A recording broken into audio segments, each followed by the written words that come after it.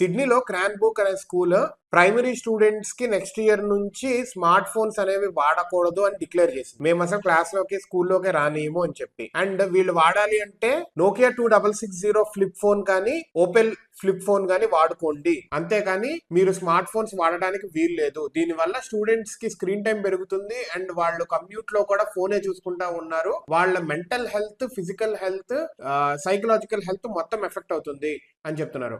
Yale department of psychiatry వాళ్ళు ఒక study చేసింది ఏంటంటే, ఎవరైతే సోషల్ మీడియా కానీ స్క్రీన్స్ కానీ గేమ్స్ కానీ బాగా అడిక్ట్ అయిపోతారో వాళ్ళు 2 to 3 times more prone to suicidal thoughts అంట. అండ్ ఇట్లాగా స్క్రీన్ టైం కి ఎక్కువ ఉండటం అనేది సైకియాట్రిక్ రిస్క్ కూడా లింక్ అయి ఉంటుంది అని చెప్తున్నారు. అండ్ ఆస్ట్రేలియా అనేది చాలా స్ట్రాంగ్ మెజర్స్ తీసుకుంటుంది. ఏంటంటే 16 years కంటే ముందు వాళ్ళు సోషల్ మీడియా అకౌంట్స్ కూడా క్రియేట్ చేయడానికి వీలు లేదు. ఫేస్బుక్ కానీ, ట్విట్టర్ కానీ, ఎక్స్ కానీ, ఇలాగా టిక్ టాక్ కానీ ఏదైనా కానీ అకౌంట్స్ క్రియేట్ చేయడానికి వీలు లేదు 16 ఏళ్ల కంటే ముందు అంటారు. Which is really good actually. ఆ టైం కి ముందు ఏముంటది అంత మాట్లాడటానికి? ఏముంటది?